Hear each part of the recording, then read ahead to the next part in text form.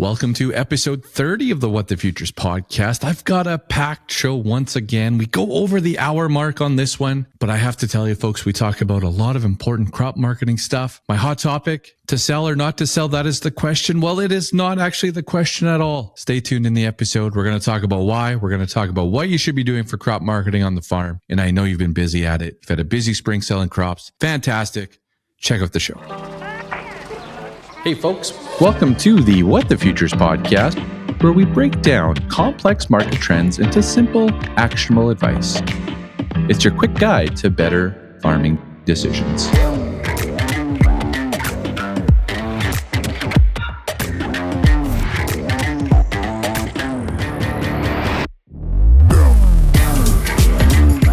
Welcome back to the What the Futures podcast, episode number 30. As always, recorded in the UPL studio. What a week it's been. You're probably wondering, why does this guy sound so excited when markets are falling apart? Falling apart around us. Doesn't make sense. Well, folks, I shouldn't be excited. I really shouldn't be. But I feel that I'm in such a good position from a crop marketing perspective. I've done, and you've done, a bunch of heavy lifting, hard work over the last couple of weeks. You were busy planting a crop, busy doing your crop marketing. Rains are happening. For most, that was a good thing. For a few, too much rain. Okay, I get it. It was an exciting time. It continues to be exciting. And so welcome into the show, folks. I know I'm excited. I hope you're excited as well. You did a lot of heavy lifting here the last couple of weeks. Of course, my name is Ryan Denis. I have spent my career as a crop marketing coach, advisor, analyst to some degree. Not a very good analyst though, but analyst to some degree. And I've worked with farmers across the prairie provinces. Also for a brief time led a team of advisors in the US and in Canada, and taking the show on the road here with What the Futures. And we are going to be on the road this summer. We're heading over to Egg in Motion in over a month away. And hey, if you want to see What the Future is at your event, just reach out. Maybe we can make it work. This episode, we've got a lot to cover here. Once again, we've got Sabrina with UPL. She's going to join us to talk about Wave. In the studio, I've got a new box here in the background. It is called, let me check, Aquatic Plant Extract. I don't know what that means. And Sabrina helps me out today. So I've got Sabrina, of course. Hang in. If you go to that session, we do have a question there, or that segment, pardon me, where you can enter with the correct response to win some way for your farm and see those results directly in front of your eyes. I've got Ryan Copithorne with Cows in Control, who was basically a guy I chatted with a couple days ago said, Ryan Copithorne is your best guest on your show. Now, that's no offense to Chuck and Brett and all the other great guests we have, but it just shows the cattle guys are excited about Ryan being on the show. So he's joining me once again and educating me, because we had cows on the farm. I remember, we talk about branding day today. I remember branding day. I remember learning what prairie oysters were. I remember playing rodeo out there all the time, but my knowledge is very poor when it comes to cattle. So he's going to help me out today. My hot topic, to sell or not to sell? That is the question. Well, no. That's actually not the question. We'll talk about that in just a few minutes here. Of course, we got the regular segments, the popular mailbag segment brought to you by Pioneer Seeds. We have two great questions, and I had to ask my pal Daryl with Connexus Credit Union to come and join the show. Sorry, he didn't join the show. He did a great job of responding to my questions. We'll have to get him on here later this month. It didn't quite work out with everything we got going on, but he does help me out. He's my expert when it comes to all things interest rate related. And two questions come in, and he helps me out there. And of course, we're going to wrap up the episode with a healthy serving of veggies, because of course, it's the right thing to do. And my favorite one for this week, if I look at it all, I would say we're doing a lot of contract maintenance right now. We're just checking in. We've done a lot of selling. So we're getting organized, making sure that everything's accounted for in our great platform called Harvest Profit. And it's setting us up for our next targets and strategies. So stay tuned to the end here for your eating your veggies section. Now I'll take a quick pause here from a word from our sponsor, John Deere. Of course, with John Deere support, we were able to put this show on. And out here in Western Canada, we see a lot of different crop conditions. Fortunately, our friends at John Deere have a whole new lineup that can handle any crop in any condition. There's 3 new high horsepower 9RX tractors, a new high-tech S7 combine. There's also that new X9 combine. There's even a new C-Series air cart. Check them out for yourself at johndeere.ca and see what's coming our way this year. That's another reason I'm excited about Ag in Motion as well, to go check out some of that new John Deere paint. And I also have a couple of experts joining me here over the next month to just talk about the new stuff at John Deere. So you'll hear a lot more from them here in the near future. So let's get after it, folks. Let's get into the episode. Of course, I start off all the episodes now with housekeeping, and it's just odds and ends, just little things that I want to touch on briefly and, didn't know where to put it. So anyway, housekeeping at the start of the show. It's just odds and ends here to get through. Now, I've been asking for reviews, and I don't really know why. I don't know what they do. I don't know what 1 star versus 3 stars versus 5 stars. I actually don't really know what it does, but I hear other shows asking for reviews. So I thought, hey, why not? And I actually got some words coming in, not just stars. We got a couple more 5-star ratings. But I got a couple of, just a comment here, and it says, Ryan has a way of taking complex marketing topics and breaking them down in a practical and consumable way. Listening in, you feel like a friend having a chat. I appreciate his positive outlook and theme throughout all segments. Crop marketing can often drag a person down, but I don't feel this listening in. I look forward to each episode. Keep it up, Ryan. Well, thank you so much for those kind words. I might have to use the garage door to exit my studio now because my head is swelling as I read that. But, for those that know me, I am very much a positive person. I try to be a positive person. And I know crop markets are dragging us down here just a little bit, folks, but now is not the time to be sad or disappointed. Now is the time to execute and have some fun with it. So I appreciate that. If you have a review for me or a comment, I'm not going to read them all on here. It was the first one really in like 6 months. So I got pretty excited about it. But keep the stars coming in. Again, a 1 and a 2 star, basically have me thinking of how to improve. A 5-star just says, hey, you're doing a decent job out there. So keep them coming. I appreciate it. Now that 2-star rating that I talked about a couple of weeks ago, I did get a message from someone saying, that was probably Agfinity that gave you those 2 stars. Now, wow, whoops. I shouldn't have said it like that. But I know I haven't touched on Agfinity lately. I know that some of you may have viewed the last month or so as frustrating, hearing those topics. Frustrated that we're talking about it. Frustrated if you're owed money. I haven't touched on it lately, but I do have to talk about it just for a second today, the folks over at Agfinity, because the situation has now deteriorated. It has gotten worse. And what I mean by that is at the beginning of May, they said, hey, there's a group of you that are going to get payment. And the payment was very small. Under 10% of what was owed was paid out. Then they told everybody else, you have to wait until the end of May and we'll issue your next payment. So this week I reached out to one of the guys I know that is owed some significant money. And I said, hey, I hate to bring this up, but just let me know that you got paid. And the answer was no. The answer was no. And the answer from Agfinity was basically we are not buying grain anymore. We're just doing brokerage. And so we're not getting the same funds that we had access to. And that is scary. That is scary for all involved. You know what else is scary though? If you delivered grain to them this week, let's say today, you're listening to this, you've delivered grain to them, you did a contract through them, they get paid in a week or two from the end user, and that money is not yours. That money goes to pay the oldest outstanding customer, client, farmer. Good for that farmer. not good for you. This is getting very serious, folks, very quickly. And I have a few other people I may bring on the show here in the next couple of weeks. We have been in talks with some individuals about how to help farmers out here that are caught in this situation. But this is not good.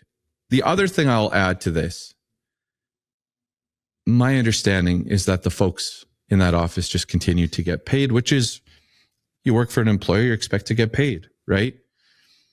But I don't know who authorized them to take the funds from farmers and do all sorts of other things with it and not pay them. I don't know how that is legal. I don't know who authorized that as a farmer, and I don't know what the answer is.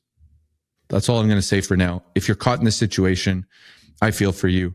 And it's escalating here. It's in one sense, it's just getting a little bit more sickening. All right. Okay. Moving on for housekeeping. NHL playoff pool. Short Sticks had a heck of a third round. They're going to get a prize here for their team. I'm about to lose. Like, I've been on the top since the start. I've been leading this thing through 3 rounds. Willingdon Wildcats is going to come out of left field and just it's going to be like a blindside hit. He's just going to knock me off at some point here in the next couple days. Currently in 4th place. I know this is going to happen. And the problem is, this guy has done this to me before. All right. Greg, I know you're coming, man. So I'm going to get kicked off right away. For music this week, I have one song. We're now switching gears to spray season. And I know that's important to you as you spray your crops. You can go to the YouTube music playlist, What the Futures, #Plant24. Again, that's on YouTube. Turn Up the Radio by Autograph. If you just hang in with me here, your plants need to be, you have to sing to your plants, right? That's what they tell us. We're supposed to sing to our plants. So I think this is a great one to turn up, a great karaoke song, a great one to play while you're spraying your crops. And it's going to help those crops grow and expand. I didn't ask Sabrina if that's actually what happens. I should have asked her. I had an expert right here and I forgot. But the other thing too, you could put those boat speakers out. You know, you hear them across the lake. Put those boat speakers out and just have it blasting towards your plants. I could just picture you with a little microphone going, just getting those plants growing for you, getting those big yields. All right, and last thing for the housekeeping for this week, the LunchBox Crew. The intake ends on Sunday, June 9th. There's a chance that you listen to this after June 9th. I apologize for that, but Sunday, June 9th, midnight, that is the first group in the LunchBox Crew. That's where it ends. This is where you can get weekly analysis and recommendations from me, more personalized and strategic to your farming operation. And how I would classify this, or how I would say it, is if eating your veggies, if that segment that I do every single week is not quite enough for you from a crop marketing perspective, come get your meat and potatoes over at the LunchBox Crew. Okay? That's where we get into it in a little bit more detail. It's crop marketing that's cranked up a little bit to help you make those big decisions. Okay? Intake ends midnight, June 9th. No exceptions. We may open it up in the fall or sometime again. I don't know yet. But you can go to ryandenis.ca, LunchBox Crew. It's all in there. You can email me if you have any questions, want more information on it. Text the show, email me. I'll help you out with that as well. Lastly, subscribe to our YouTube channel. Follow us on social media. Again, comment. I appreciate the comments. Let's get to our positive moments of the week. My favorite segment, because I talk about my kids a lot in this segment, and you get to learn a little bit about me as well, what makes me tick. But I have a 3-year-old that's turning 4, and she's such a cool kid. Wilhelmina is such a cool kid. And so I got to give credit to my wife for that, because she's cool as well. So I need, when we go on a journey, when we leave the house, when we go and do something, I need to allot an extra 15 minutes now when we go anywhere. Okay. So we're running an errand. I got to set aside a little bit more time. And we spend that time picking up trash in parking lots or whatever business we're at. If we are walking from our vehicle to the doors of that business, my 3-year-old is going to pick up every single piece of trash on the ground and find a garbage can for it. We will walk distances to find the garbage can. Okay. She takes tremendous pride in this. She calls it her chore. She's like, Dad, hang on, I got to do my chores. And I'm like, what are we doing? And she's like, I'm picking up all this garbage. I'm like, all right, it's a little intense, but it's great to see. So now if you could picture it, I'm scrambling. We're in the city picking up trash in these parking lots, and I'm scrambling to make sure that the trash is safe trash for her. That it's not like a needle or something really gross. And I'm out there like, yeah, that's good trash. Pick that one up. No, don't touch that one. Dad will do that one. So it's a whole thing now. And it's quite, I'm assuming it's quite the sight. So like I'm out there judging the quality of the trash. She's out there picking it up, looking for a garbage can. And it's contagious. And so now I went to an appointment this morning, and here I am in the parking lot mumbling to myself, oh, look at the trash over there. Oh, geez, let's go pick that up. I'm mumbling to myself in this parking lot, picking up this trash like a crazy person almost. And I'm assuming that's quite the sight now as well. But it's on my mind. So it's contagious. And I'm doing it by myself. So on Saturday, we're cruising around. And I don't even know where the inspiration came from this. I don't know if it was preschool or my wife, where she got in on this, but she definitely wants to help Mother Nature out. And so we're cruising around. We're running a few errands. We're walking back to the truck, and she says, Dad, you're going to clean up the world. And so there you have it, folks. My 3-year-old, my motivational coach. Unreal. All right, my second positive moment of the week. Oh, I have a ticket in my possession to attend the Stanley Cup Finals in Edmonton. I moved to Edmonton back in 2007. If you remember the 06 Cup run, the decade of darkness follows. I moved to Edmonton excited to be an Oilers fan. And then it's the decade of darkness where we don't get close to the playoffs. So I told myself at the beginning of these playoffs, because there could be lots of changes coming with the team, I said, I'm going to enjoy this no matter what. It's been fun. I've been able to go to a couple games already. And the first Stanley Cup Finals game in Edmonton in like 18 years, I'm going to be there. Win, lose, or draw. I'm looking forward to it. And then my last one, bringing it back to the farm here for a second, is the boys got the crop in. And it's not that the crop was ever in jeopardy of not going in, but the guys had, it was a bit of a year. There was lots of breaks in there. Equipment, though, some new equipment to us, struggled. But they finished in top form. So even though it was a grind and a struggle all along, they finished 2 days faster than we were expecting. And they finished in top form. They put in those big days, long days. Everyone was going hard and got those, 10,000 acres in. And everyone got home safe. So another planting season where the crop got in. Boys did a heck of a job. I shouldn't say boys. The whole team. My mom, very active on the farm. My mom drives sprayer. She drives all sorts of equipment. And so the whole team there got it all done and got it in. And everyone got home safe. I won't talk about it today, but it's important that everyone gets home safe. Okay. I've got a little bit of a newer segment here as well as we switch gears. And I'm going to workshop this over the next couple weeks or month or so. But I've been, and if you're wondering what's behind me on the screen, it's a Tragically Hip concert from, I don't know, 10 years ago or something like that. I'm a big Tragically Hip fan. But anyways, this new segment, I want to just, things kind of pop up during the week and I don't know where to place them. They don't fit in the housekeeping segment. They don't fit in prices or news or hot topic of the week. They don't fit anywhere in there. And so this is what came across. And it's, how do you guys handle when you underfill a grain contract? Okay. G3 called and said they would be sending a bill to this farm for $600. Okay. The contract was underfilled by 10 tons and $600 was the amount. Now this contract was a large one. So this was a very small percentage of what was left.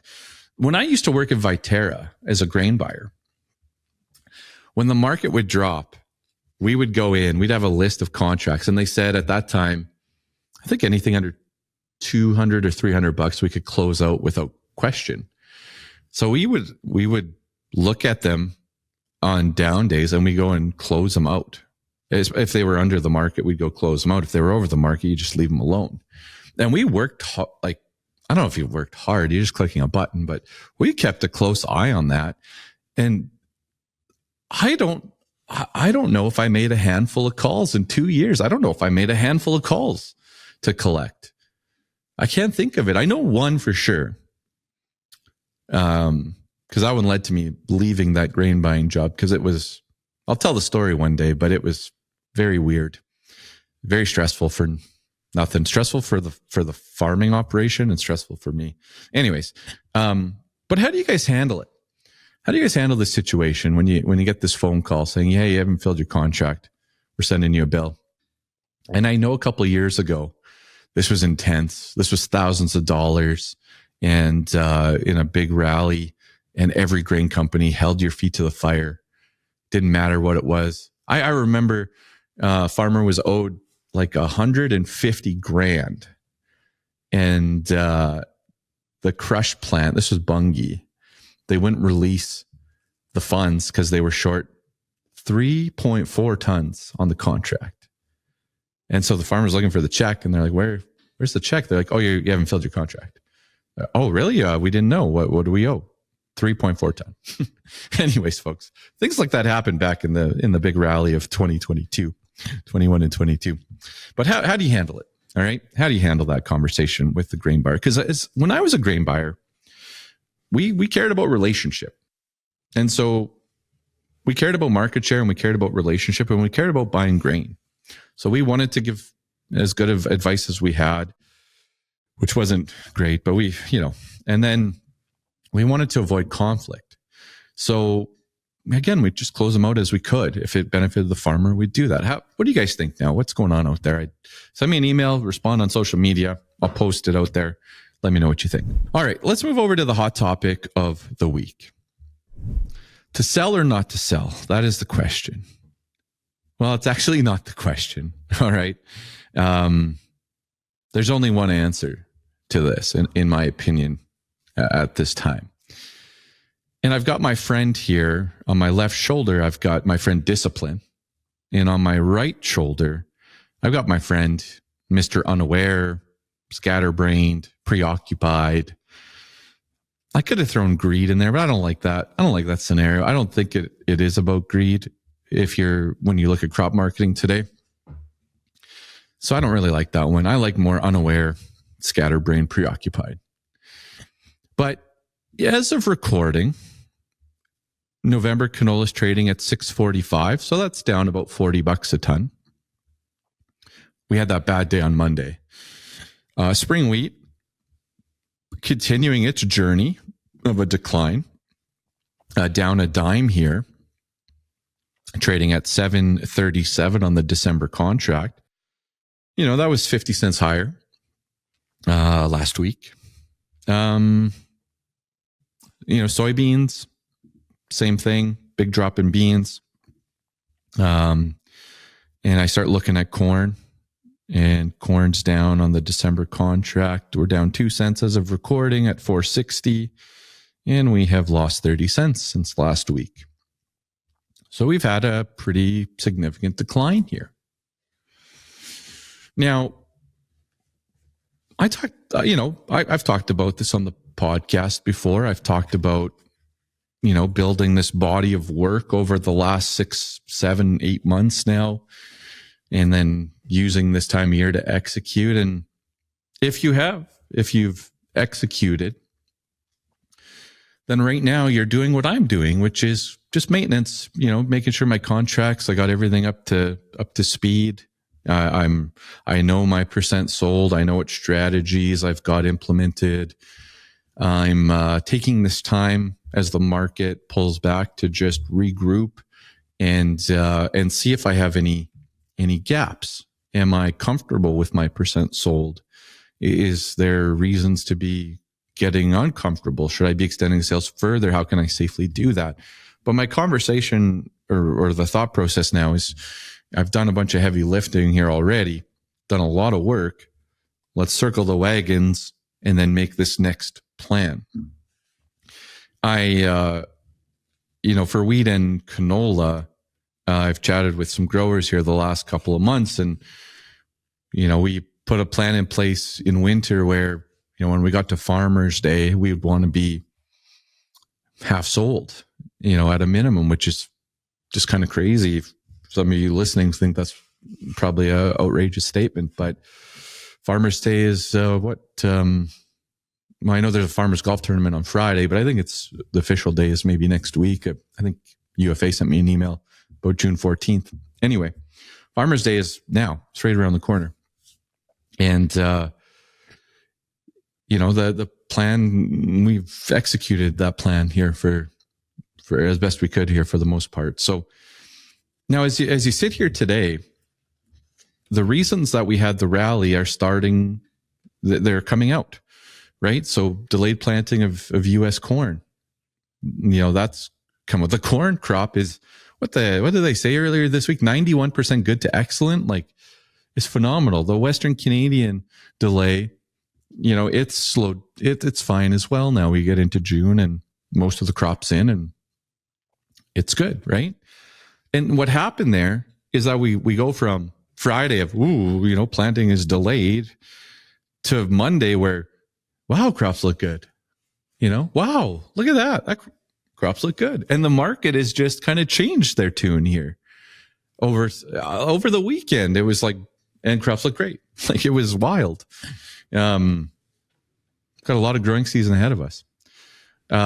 Russia, again, we talked about this last week. Is there going to be another frost, right?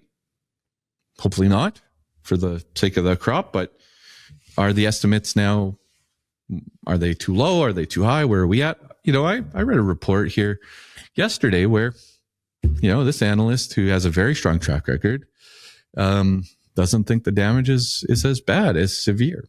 So we'll see. We'll know. The future will find out. But that story needs more to it now. It needs another reduction. It needs something to fuel this. My friends in the technical space, the smart people out there, the technical traders, charts were looking healthy a couple of weeks ago.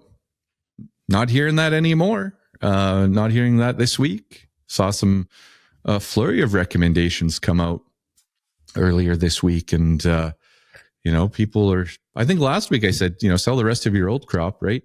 But I saw a bunch of that happen here in the last couple of days of this week. The sales activity is aggressive out there. And I still believe that is the right thing to do. And I don't think it's about, to sell or not to sell. I think if you've rewarded the rally and gotten to a comfort level for your operation, it doesn't have to be half, but for your operation, you got to a comfort level, that is mission accomplished. And if you're not there yet, then you should still execute that part of your plan, because we don't know what the next rally looks like. We don't know how far down we're going to go before we recover. We don't know when the recovery is going to be.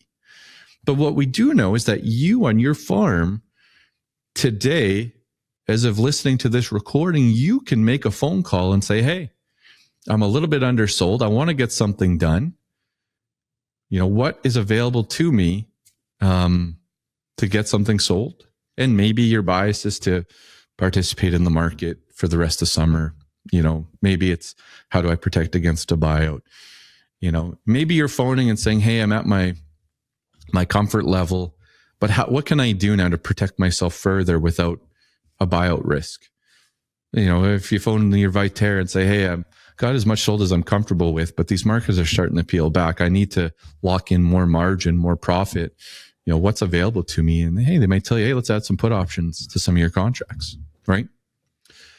On our farm, pricing at a profit was extremely important, and we don't know the yield side yet. We do not know the yield side of the equation. But we are pleasantly surprised by the moisture we've received so far, and we are in better shape as of the first week of June than we expected. And if you sit there and say, Ryan, you know what? That's me too. That's actually me too. All the more reason for you to be picking up the phone and figuring out your strategies for crop marketing. Now, some of my good friends that farm in Alberta have seen some very interesting wet conditions. Those guys, there's a lot of question marks out there yet on what exactly is going to transpire here over the next week or so. And so, maybe they're not as comfortable. And that would make sense to me. But if you're sitting here, you're generally thinking you're in better shape than what you thought as we entered May. You've had a decent rally. You should still be executing. And if you're behind your plan, then you should be making those sales. Even now, even on a pullback, it's the hardest thing to do. I talked to a grower yesterday. He said, Ryan, my target didn't hit. Now he's hesitating. And I look at December wheat futures at 737. And then I look back at them in April at 671. And I think, yeah, you should still be selling. Because no matter what, there's a strategy to participate in upside, or you have more crop to sell. There's something that you can do here in the next rally. So to sell or not to sell, that is a question. It actually isn't the question. You got to figure it out for your farming operation for what you want to do. But the information, the stories that got us here, that we're bullish, supporting these markets, have come out of this market. Now we're working our way down across all these major commodities. And we need to look at what is next. So again, you circle the wagons, you get organized again. It's I had a few farms where like, I didn't realize that 950 target hit, and I didn't realize that $9 target hit. And okay, yeah, you circle back, make sure you're on the same page now moving forward so you don't get too oversold outside your comfort zone, and you make your plan now moving forward. What is going to be the next driving force in this market, in my opinion, is the U.S. is looking toasty this summer. The long-range forecasts are looking toasty. There's going to be, according to people a lot smarter than I am, some pretty interesting heat this summer. And that is your next rally. But I'm not comfortable sitting here and just putting all my eggs in that basket. It could be a genius thing to do. It could be the most amazing thing to do. But that's not me. I'm a chicken.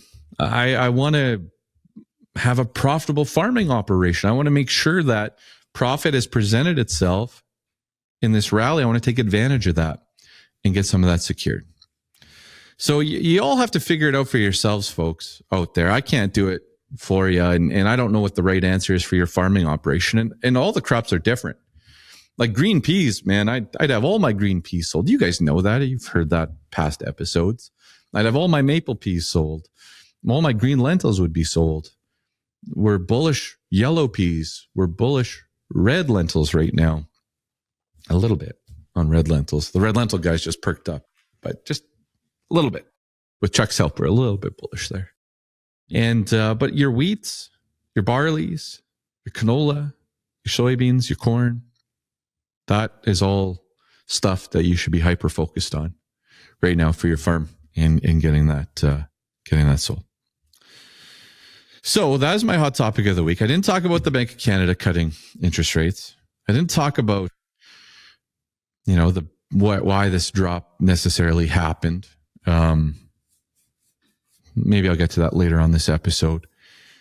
But my hot topic is, don't forget about your friend discipline, and make sure you execute your plan, whatever that plan is for your farm.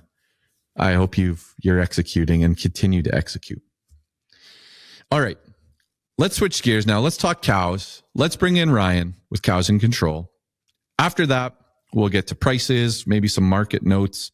Of course, our mailbag segment. I've got Sabrina with UPL as well. So lots coming at you yet. But let's get to pal of the show here, Ryan Copithorne with Cows in Control. Folks, I've got Ryan Copithorne joining me here once again with Cows in Control. Ryan, I was actually at a farmer's place the other day, and he's got some cattle. And he said the best guest on the What the Futures podcast is Ryan with Cows in Control. So I thought you might like to hear that. He's really, really excited about the episodes when you jump on. So that's great, man. Appreciate you joining us once again. Well, I'm flattered, but I've seen some of your other guests, so I don't know if I accept that fully. But I appreciate the comment. Well, we'll see if we get some friendly internal not competition, but we'll see if people elevate their game now after that comment. We'll see what Chuck and with Brett and some of those guys do. But anyways, that was great. Sure. So last time we got together, you guys were calving. How did calving go on the farm? Calving was all right. I mean, we've had pretty decent weather, so and nothing major in terms of cold snaps or anything like that. So I would say it's going pretty good. We're right in the middle of branding season now, and so yeah, I think everybody had a pretty good spring. It's nice to see the moisture again too. So yeah, we I don't know if you guys caught anything here today for moisture this early part of this week, but I have another rain at our place here happening as we record. So how about you guys? Yeah, it's just kind of gray here. It hasn't been, we're kind of due for some more moisture actually. The grass kind of popped and then it stopped. Yeah. And it's at the kind of the critical point where we could actually use a little heat and moisture right now to get the grass going again. Well, I think the heat's coming the way it looks in the forecast. I don't know about more moisture, what that looks like, but the pasture conditions okay as of right now, you'd say, or what are you thinking for pastures? Yeah, the pastures are just okay. Like they're having a hard time outgrowing the dandelions right now, but they're it's a lot better than where we were. And the more I talk to people elsewhere, when you get east of Calgary and such, it sounds like it's even better out there. So it's good to hear, Yeah, there's no one that appreciates dandelions more than my 3-year-old. We have these dandelion bouquets everywhere, and our yard. I got a little bit of grass, right, and I'm pretty proactive. I got the tools to take care of the dandelion problem, but I need to leave some grow because it's for her, right? That's what I tell myself. It's for her. It's for the bouquets. Going back to branding for just a second, I remember branding day on the farm. I remember the delicacy of prairie oysters. Learning what that was as a young boy, and just a really fun day. And in fact, my buddy on their farm, they were branding here over the weekend. What is branding? Is it like a security thing? Is it like a pride thing, like a brand thing that you want to do? Like what is it about branding? Why do you do it? Well, it is still the most relevant way of identifying cattle. It's because you can't tamper with it. You can always see the track record of ownership with those brands. And, things like ear tags and EIDs and such can all be tampered with or cut out or whatever, but it's pretty hard to tamper with brands. So, the industry still adopts them as the main form of identification and ownership. Okay. And, besides that, I mean, the branding is just such a great social event too for ranchers to get together and help each other. And, I hope that never goes away. Yeah, it looked like they were having a great time. It was a nice day, and there was a pile of people there as well. So it looked like a lot of fun. Sorry for this question, but is the brand is it registered somewhere, or what's created there? Is that somewhere like in a central location where everyone's brands are? Or how does that work? Yeah, there's a livestock identification services here and in Alberta that kind of manages and oversees that. So you have to register and own a brand before you can use it, and they're Okay. the ones that sort of police it as well through our manifest system. So Okay. whenever cattle move, you have to have manifests and brand identification on the manifest. So Awesome. All right.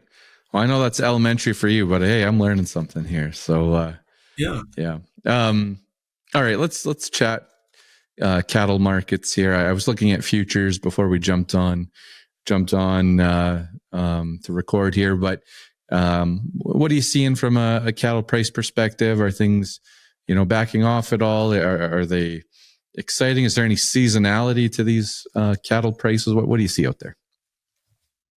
Yeah, well, the prices, they've stayed very strong here in Canada. The Mm-hmm. futures market has really been chopping around since last fall, since September.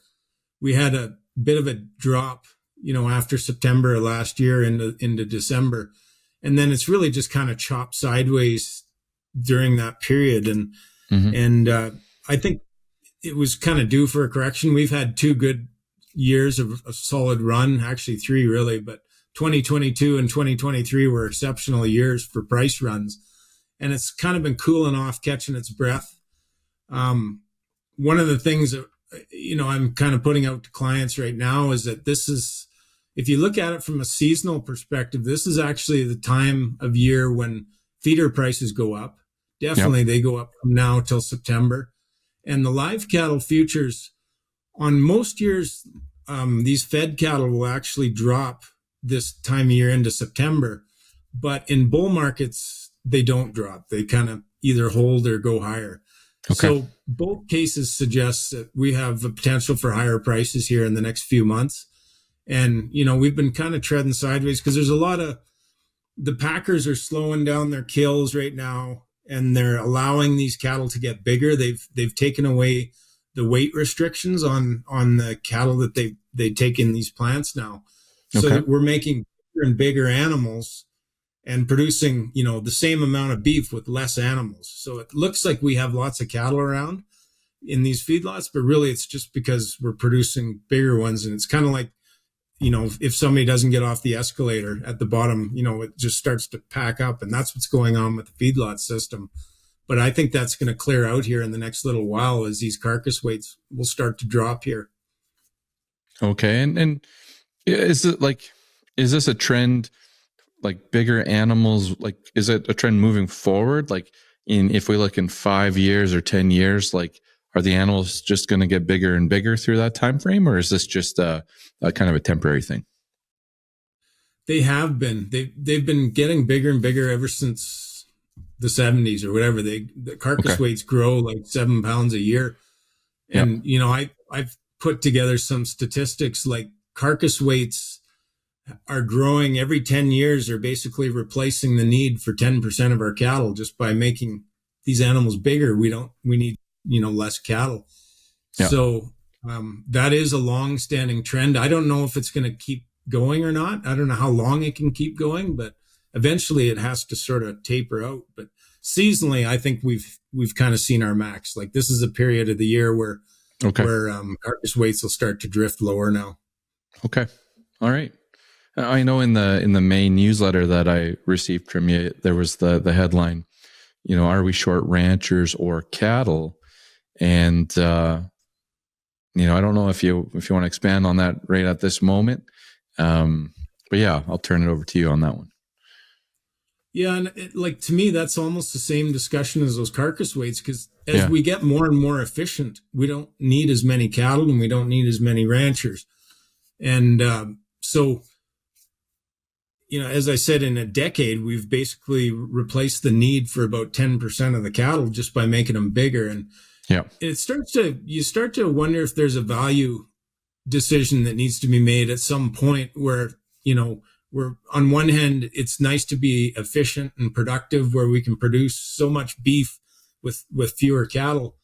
But at the same time, you're also losing ranchers, you're losing forage lands, you're losing grasslands. And of course, all that grassland acreage is where all the animals and the creeks and the birds and all the things that people like to see out in the environment they're all held and kept together by cows. But if we're taking away the need for these cows by, our productivity, we're starting to lose important things like grasslands and all the wildlife and stuff that comes with it. So there's a value judgment that needs to come in there somewhere. And I don't know how exactly to solve it, but I think we need to address it at some point. Yeah. Yeah. Okay. All right. So it's barbecue season. Summer's around the corner here. Prices are doing well overall. There's no big red flags for you. I know we talked about, was it bird flu a couple weeks ago, last time you were on? Did you see that they wanted, if you're like a worker, I think it was in the US, if you're a worker that's working with dairy cattle, they wanted you to get vaccinated against this bird flu thing. Did you see that headline? Yeah. It's like bird flu won't go away. Like I almost think that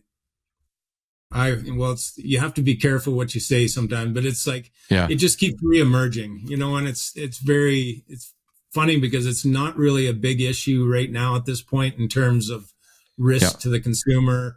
It's not a risk to the cattle. They seem to get over it. Even the people that contracted it, it's just like a mild cold, or, they get eye irritation. And the latest one they had, I guess the guy's got some bronchial such, but it's more like cold symptoms. So they're making it out to be a bigger deal. And so that's always a risk for sure. Yeah, I saw that headline. I just shook my head, just thinking this thing's just not fading out of the headlines yet. It still wants to appear. So, all right.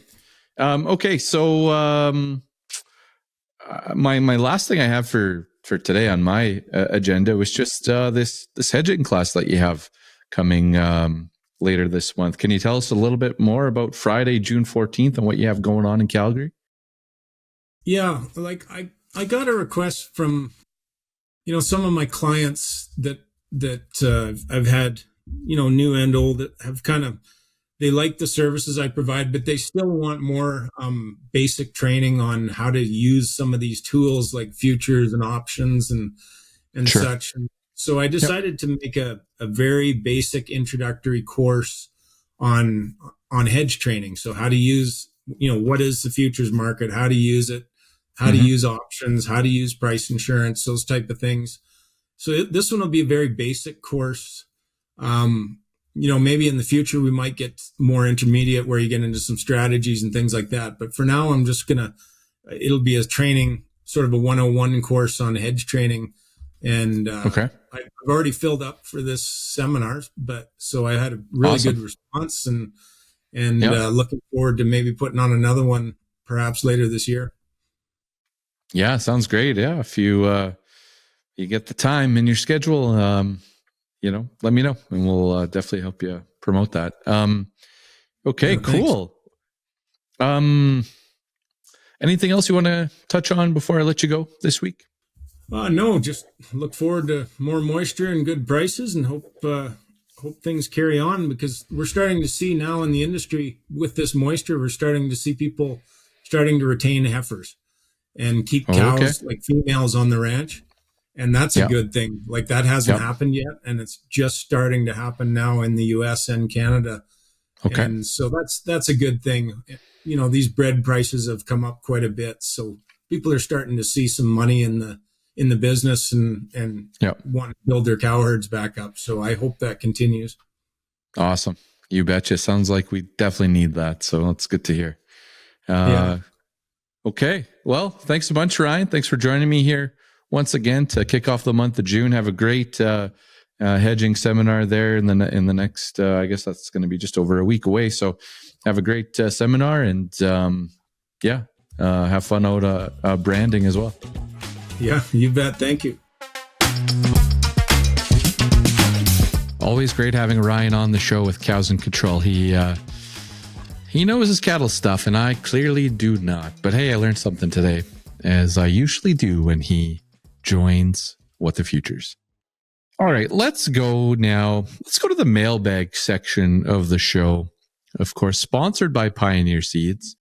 We continue to give away. Jason won this 3-gallon bucket cooler and breakaway Bluetooth speaker. He won for the month of May, but the fun continues here for the month of June. All you have to do is ask a question. It can be a crop marketing question, a farm business question. It can be whatever you want it to be. Ask a question. You get your name entered in to potentially win this great package from Pioneer Seeds. Again, nice little cooler for the summer, Bluetooth speaker, tunes while you're out there doing your thing. All you have to do is ask a question, Ryan at whatthefuturespodcast.ca. That is my email. That is the best way to do it. You can try on social media as well, but just easier for me to track them in my email. All right. So I had to bring in the banker, Daryl, for some help answering these questions because he knows about interest rates and all that good stuff a lot better than I do. Bank of Canada cutting rates by a 1/4 point here today. But the question came in, I thought it was super interesting. And it was about the Canola Growers Advance, CCGA Advance. I don't know how to say it exactly, but the Advance system and program, I should say. And he was comparing his interest rate on his Canola Growers Advance. I should really Google what the name of this thing is real quick. And he was comparing the interest rate for the canola growers against his. This example was a input loan from Nutrien. And, don't quote me on specific numbers, but we were looking at like 7% interest with the CCGA, 13% interest for Nutrien. I don't know if that's bang on. I'm assuming it's pretty darn close. But cash advance, that's what I'm reading, a cash advance program. Okay. Now, in this situation, this farmer was only going to take $250,000, qualified for like 700,000 or something like that. Was only going to take $250,000 just to have some cash flow for the summer. But the question was, should I take out more? Should I take out the maximum and then use that to pay down my Nutrien bill sooner, save some interest cost? And for me, I just think of it in very simple terms. As you guys know, that's how I operate here with the futures. But if I can take 13%, pay that off faster with money that's costing me 7%, I'd say that's a little bit of a no-brainer. But I did ask Daryl. And Daryl, of course, is with Connexus Credit Union. He'll be on the show again one day soon. But he says as long as he doesn't need any of that money till fall, he's fine. But Nutrien won't re-advance that money, right? So they won't re-advance the money. If you pay it off, you can't get it re-advanced like a bank line of credit. And so he said that is the only caution. Just will he need that money for anything else? Then I explained was only going to take $250. Now it's going to take $700. And he said, yeah, should be okay. And with prime going down another 1/4 point, that's even better for him. So farmers, something to consider. Again, I reach out to smart people, the experts, financial experts, but maybe you can look at this in a similar light and maybe it makes sense for you. Again, talk to the smart people that are helping you out with your farm business. But hey, again, if I could take money at 7%, less than 7% now, and pay down 13%, I don't know, that's just an easy little win there for you to consider. Now, the other thing I didn't even think about in this situation was that farmer, and I appreciate the question coming in. Maybe he frees up his Nutrien account to go and buy summer fertilizer at very, very cheap prices or some of the lowest prices we're going to see. I don't know, but that's what comes through my mind on this as well. So cool question and on theme here for the show, because question number 2, and again, folks, anonymous questions. I'm cool with anonymous questions. So, I don't have to say names, but I got a question about storage. Question number 2, I'm close to requiring a bit more storage on my farm. And this is on my mind. Would you consider carrying over a bit of canola to May of 2025? If the futures were priced now and you built a bin. I'm considering that futures would put me above $16 a bushel for May. Best price that I can see for fall seems to be 15. Now, this question was a couple days ago, folks, so shave $1 off of these prices. So depending on the basis, you could land an extra $1 a bushel to store it and help out with the cost. So I floated that question over to Daryl as well. And he says, Ryan, I've had farmers justify bin purchases with that exact justification. If you are buying a 10,000 bushel bin for $4.50 a bushel, your cost here is $45,000. The interest cost on the bin using 7.5% interest is around $3,400. Amortize that for 10 years. Your payment is $3,240 semi-annual. If you gain $1 a bushel on your basis, then it makes sense to buy a bin to store the grain. There are a couple things to consider, though. And he says, if you have to use a line of credit or input financing until May, you're likely paying 11% on the 150 grand. So again, 10,000 bushels times $15. The interest cost of $75,000 for 8 months is $5,500. Interest cost on 150K is $11,000, right? So you got to keep that in mind. How is having that grain sit in storage? Is it causing you to pay high interest anywhere else on the farm? CCGA still also has an interest charge in there, primeless 0.5%. And then he said, what if the grain heats in the bin? That's a concern to store it all the way into May, but people do it all the time. But as you store yourself on farm, that is a concern. And something that you obviously will have to manage. Is there a cost, to hauling out in that time frame? Do you have to hire trucks instead? Is there any other cost associated with it? Is it just a clean carry it and you're hauling it no matter what type thing? Are there road bans involved? Is there any cost to that? And what about any additional wear and tear? So is there any additional costs associated?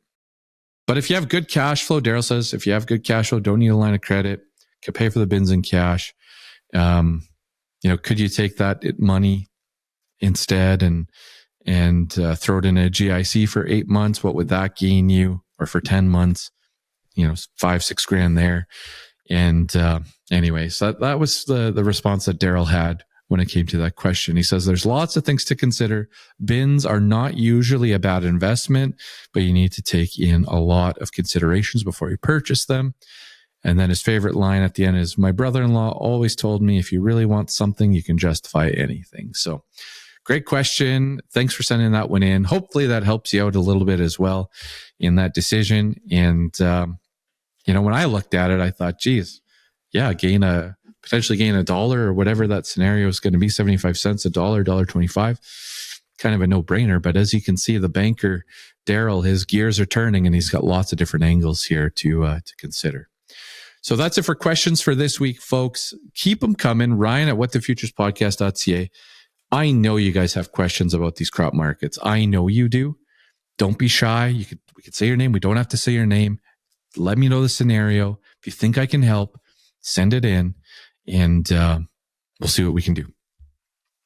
All right, let's go now. Let's go have a conversation with Sabrina from UPL. This is when you get a chance, folks, to answer a very simple question and maybe win yourself a little bit of wave. Okay, so hang in there. Let's get to Sabrina with UPL. All right, folks, as you know, UPL, sponsor of the show, studio sponsor in the UPL studio, they've been doing a great job keeping us in the loop on their new products and also giving away some fantastic products for farmers across the prairies. We had a whole month of Battalion. Switching gears now, we're going to talk about something that has my head spinning. We've got Sabrina Westra joining us from UPL. Sabrina, how's your week going? It's going great. It's nice to see the sun out again. And I'm just excited for the wind to calm down a little bit so I can get back and spray some trials. Where are you based out of? I'm based out of Edmonton. So Edmonton, are you all over, like north of the city, south of the city? Like where are the trials? So I live in South Edmonton, but I actually do trials. I chase weeds all across Alberta. Okay. And Yeah. yeah, so I have some trials in southern Alberta, and I try to keep them around Edmonton so that sometimes I'm sleeping in my own bed. But Yeah. yeah, when I'm chasing some of those, the kochia and the Russian thistle and that kind of thing, then I'm usually going down south. Okay. All right. And what brought you to UPL? How long have you been at UPL? What's your role and what brought you there? Yeah, I've been at UPL for about 2.5 years. I started in September 2021, and I worked at a retail before that. Mm-hmm. And before that, I was in agriculture research for a nonprofit organization. And then after that, for just for one season with another chem manufacturer. Mm-hmm. And so I had a very research focused background.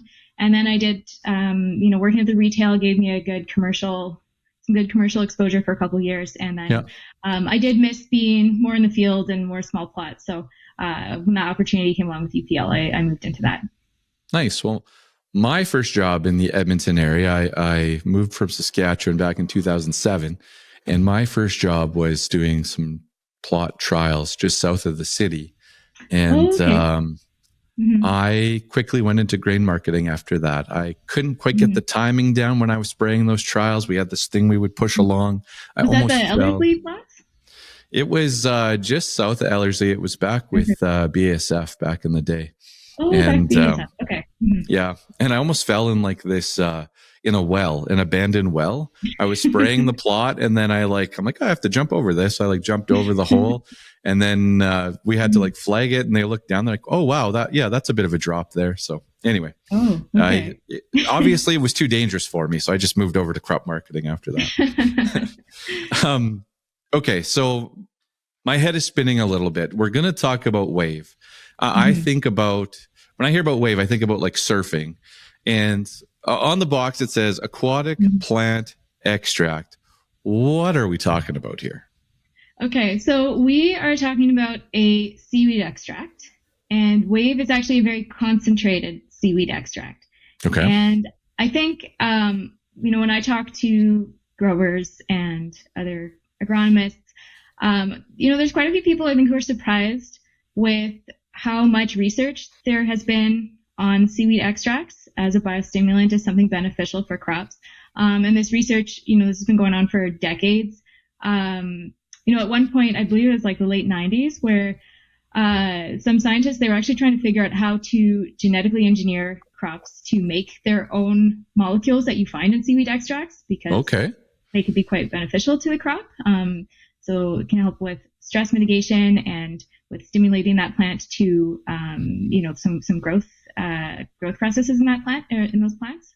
So yeah, I know you see aquatic plant extract. What is that? But there's a pretty, established body of scientific research out there on the beneficial effects of seaweed extracts. And I'm assuming that you're probably going to Hawaii or Florida to test this, right? Some nice location to go and check this out. Yeah. So we source all of our seaweed from the coast of France, which I would also love to visit one day. Okay. But I test them all here, and we do have a big research center in North Carolina, where we do a lot of work, especially for more North American crops. But in my role, I'm testing them on field crops in Canada. So, we're trying to make sure it's a fit here. And so we're going to test it on local crops. So let's talk about those crops. What are we applying this on and how do you apply it? So it's really easy. That's one of the nice things about Wave is it's very easy to use.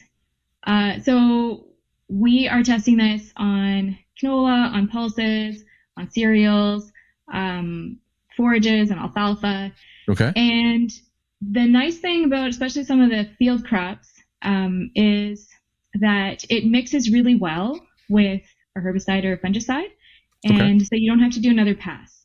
And the nice thing about it being a very concentrated formulation is that the use rate it's pretty low per acre. So one jug of Wave for our field crops when you're applying foliar is generally about 120 acres. So, Okay. it's just in that one jug. So, so you get a lot of mileage out of one jug. Awesome. All right. 120 acres roughly for a jug. Now, so when it comes to to timing, this is going in with your herbicide? So it depends on the crop. Okay. We've done quite a bit of research to try to figure out the ideal timing per crop.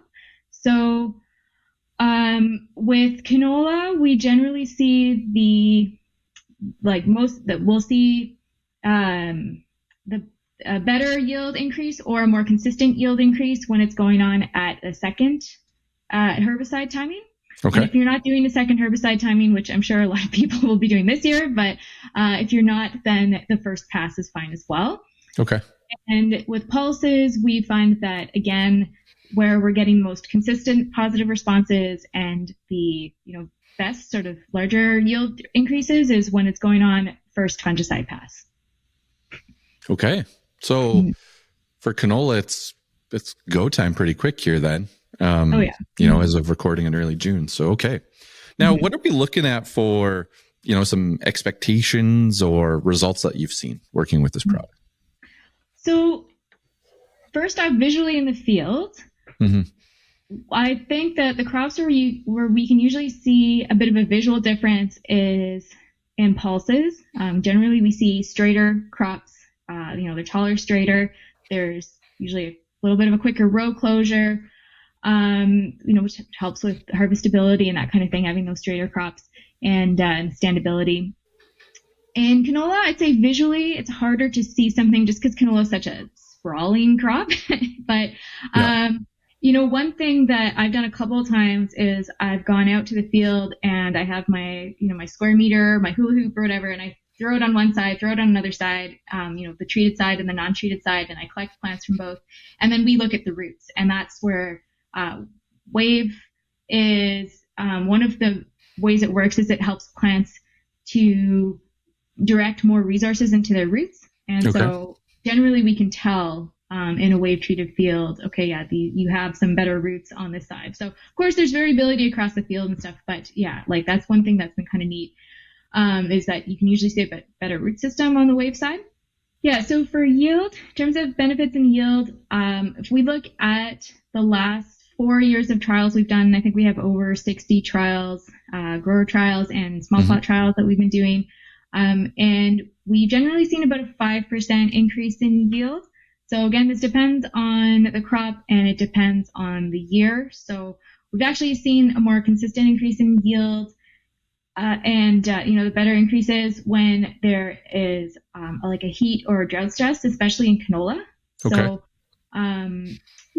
that's just, which makes sense because that's when a biostimulant is really going to shine. That's when it's, it's helping to protect the viability of some of the cells. It's helping to, kickstart some of these drought mitigation or heat stress mitigation pathways in the plant. I had a guest on a couple of weeks ago, and he just mentioned, from what he was seeing from a weather perspective with this moisture. He was from southern Alberta, but you kind of get a year of shallow roots. The crop doesn't have to work as hard here with the moisture that we've had, I guess. I don't know. That was his comment. So I kind of think about this in that scenario. I don't know if that makes sense, but as the heat turns up this summer, how deep are those roots going? What can this do for that root system? So that's where my mind goes. Yeah, that's an interesting idea. Now, so, how is it different from some of the other biostimulants that are currently on the market? What's the big difference that stands out for you? So I'd say the two biggest differences between Wave and other things that are on the market. Actually, there's three, I think. The first is the quality of our seaweed extracts. So we source our seaweed off the coast of France, and it's from an area where our raw material, that seaweed, it experiences so many different types of stress. It experiences cold stress. It bakes in the summer. Sometimes it's totally saturated. Sometimes the tide is out. So it's a really high quality seaweed. Okay. And the second thing that differentiates us is our formulation process. So UPL is a formulations company, and we are a biosolutions leader across the world. So we have a good idea of, okay, like we know when we need to make a product, we need to make it as consistent as we can and as user friendly as we can. So our manufacturing process, it really keeps the integrity, the good quality of the seaweed source that we use, because we don't use heat, and we have a patented process that is basically tries to make as uniform as a product as we can. So, when we're dealing with a natural source, that's experiencing changes throughout the year as we harvest it, then, we have measures in place to try and make sure that those jugs of wave are consistent, to try and have a consistent performance in the field. And then the last thing is just we've done quite a bit of research on trying to figure out when is the best timing and the best rate with this product. Yep. So that's another thing I'd say that sets us apart, is we've got a fairly solid bunch of research going to market with this product. Okay, awesome. And one final one for you. What's the best way, if I'm farming across the prairies, what is the best way to test this out in my field? I really encourage growers to do strip trials and, try and get a couple strips in there. And, the half and half it's fine, but I think strip trials just tells you a lot more, and it's just a better comparison, because, you're going to have variability in your field. And so if you're not kind of isolating, those treatments, then it might be, some of those differences might get lost in the variability in your field. So strip trials. And the other thing that I think is really good is to try and be aware of what kind of stresses are happening in your field. So this is a really good opportunity to pay attention to, a little more closely to the weather. Like, okay, how many days over 30 is your canola seeing while it's flowering? Are there areas in your field where you have, some salinity issues? So, I think it would help you gain a little bit more awareness of what kind of stresses your crops are going through. If just pay attention to that, and then the strip trials, I think it's the best way to test that out. Makes sense. Perfect. And farmers, they can get this product from their local retail. Is that where it's at right now? Oh, yeah. Yeah. Okay. Awesome. All right. So as we were recording, we get to give away a jug of wave. So I thought about the question. All right, Sabrina, and I think this is going to be the question. Where is the seaweed that UPL uses from? Where is the seaweed from? If you know the answer to that, if you farm across the prairie provinces, you know the answer. You just got to back up the show for a few minutes. You'll find the answer in there. Where's the seaweed from? Send that in to Ryan at whatthefuturespodcast.ca. That's my email address. Or text it in to 1-855-606-1889. Just looking for the country. I don't need the beach or the exact spot, but the country on where they get their seaweed from. That'll get you entered in to win a jug of wave, which treats approximately 120 acres. And we will draw for that on next week's episode. Sabrina, thank you so much for joining me. Is there anything else you want to add? I just want to say I hope everyone has a safe and and a great summer and a great spray season ahead. Perfect. Thank you so much for joining the show. Have a great spring out there, and take care. Again, folks, this show is just all about me learning about aquaculture, seaweed, all that good stuff. That's why I bring these guests in, folks. Everyone's helping me out today, from Sabrina to Daryl to Ryan. Everyone's pitching in for this episode. All right, thank you so much, UPL. It's great, and hey, we're gonna get some wave out there. I know it's a little bit of a tight supply, but UPL did give me a little bit of access here, so one of you is going to win some wave and get to apply it on your farm. Now we're just about at the end of the show. We just have some prices I want to mention here, and then we've got our eating your veggies at the end and closing remarks. thanks again for hanging in. This is a bit of a longer show here once again, but from a price perspective, you remember last week and the week before, I think I hinted at like 685. The malt barley prices were picking up. I think it was 685. I know Central Saskatchewan was 685. And then we got an offer from Central Alberta this week. Actually, let's see if I can pull it up here real quick. Just want to make sure I don't say it the wrong way here. But I want to say it's got a 7 in front of it. I want to say it's got a 7. And just see if I can pop it up here. Yeah, there we go. $7. New crop malt barley, 10 bushels to the acre. Hey, I'm a seller of malt barley. I was a seller at $6.85 in Central Sask. I'm a seller at $7. If you're a malt barley grower, that is a price that you need to take action on. Have fun with it. Get after it. The other thing I wanted to note here on prices. So those of you that have soft white or feed wheat that deal into some of these ethanol plants, Lloydminster specifically, but some of the other ones as well, they're kind of slow to react when futures rally, but they're also slow to react when futures pull back. So I got a great offer here into Lloydminster. I think it was $9 for old crop soft white or feed wheat for summer delivery. That's the highest price I've seen there in a very long time. So if you are in the Lloydminster area and you have some of this wheat, reach out to them. And I want to say the new crop offer was $8.50 for soft white grower at $8.50. That's pretty good living there. That's pretty good opportunity. And so I wanted to highlight that on the show. Yeah, I'm just looking at it. $9 July, August, $8.50 September to December.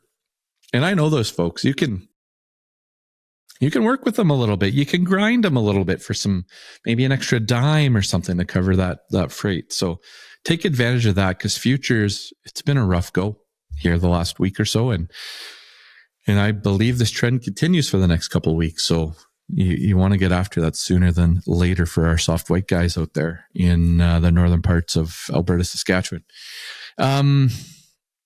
Yellow peas, again, I'm seeing 12.50s out there. Green peas, I'm seeing upwards of $15 a bushel for green peas. Again, folks, you got to be selling that green pea at $15. So I hope you are, but we're seeing that. Flax popped up to $18 a bushel here for old crop and new crop. It was $17 for a very long time. Now it's popped up to $18. And we've been just a little bit bullish flax with less acres being planted here in 2024. But that was a little bit exciting. Central Saskatchewan, I'm seeing some $5.50 feed barley for old crop. I don't think anyone's that surprised about that. So a few line companies getting some coverage there. Again, as I said last week, I'm really cleaning up old crop sales. And again, folks, there's been a wave of recommendations here across the prairies, cleaning up old crop and extending new crop sales from all the big firms. All the guys you subscribe to, you're getting the emails. You're seeing it. There's been a lot of selling going on these crops. What else stands out here for prices? Malt barley, feed grains, canola. Yeah, oat prices just falling a little bit behind here in central Alberta. We've lost a nickel this week. I think we're at 5.05 instead of 5.10. And I think that'll about do it for prices here. I know I got some messages, Bank of Canada dropping interest rates. That should provide some support. And 100%, the interest rate drops, Canadian dollar under pressure. If the US doesn't drop interest rates anytime soon, then Canadian dollar gets pressured lower. That's good for exports for us.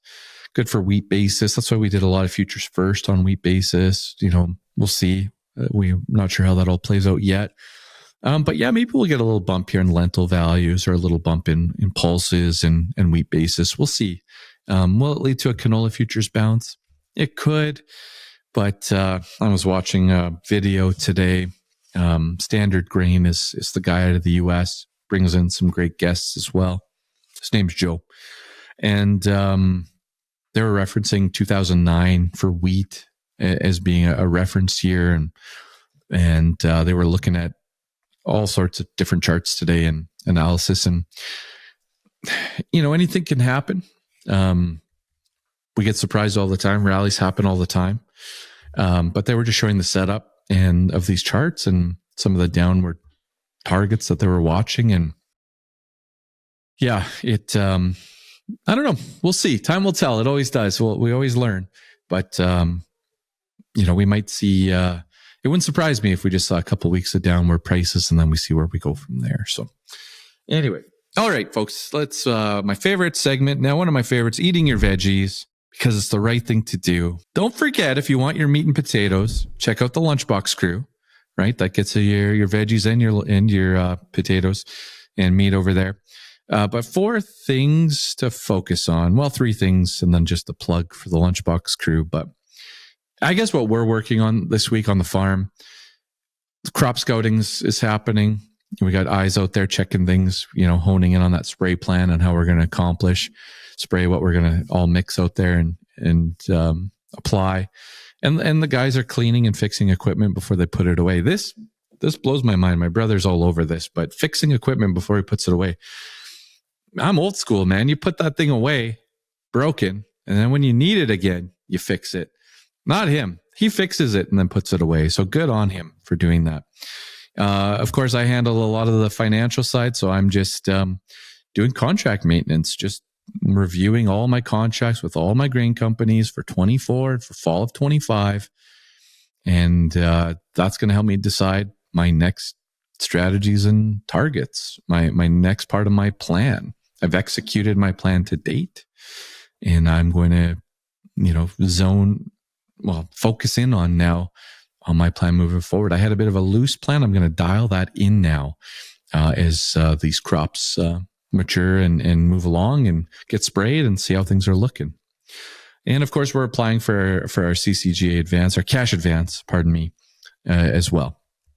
And, I think it's a tool out there. Again, I'm not a financial expert by any means, but it's something for you to potentially look at, pros and cons to it, just like everything else. But hey, like the example in the mailbag today, I think that was interesting and a good decision there. And lastly, just check out the LunchBox Crew again if you want to work a little bit more, intimately with myself there. There's options at ryandenis.ca, and you can go and check out the LunchBox Crew there. We're not doing anything on fertilizer right now. We're letting the dust settle between planting season and inventory. So we're staying a little bit quiet there. And then what was the other thing I wanted to throw? Oh, I guess if you want to throw in a 5th here, fall of 2025 prices have not fallen as hard on wheat. Kansas wheat, Minneapolis wheat. If you feel like you haven't done anything, the low-hanging fruit is to go out there and grab more 2025 stuff. Get that done. Wheat specifically, canola had a rough go, but wheat is hanging in there. Okay. Again, questions. I'm a person. Email me, reach out to me. Good chance you'll get an answer from me, and happy to try to help out. In closing, prices may change by the time we record and send out this podcast. Again, most recording is done Wednesday. Podcast goes up Friday morning. Prices can change. Again, seek out your experts in the space. Reach out to them for help on some of this stuff, crop marketing, etc., financial stuff. This is just a free podcast you tune into. And, I was once told I wasn't an expert, so I'm going to stick with that for now. If you'd like to be a guest on the show, send me an email, head to the website. And that's it, folks. Have a good weekend. I'm out of here.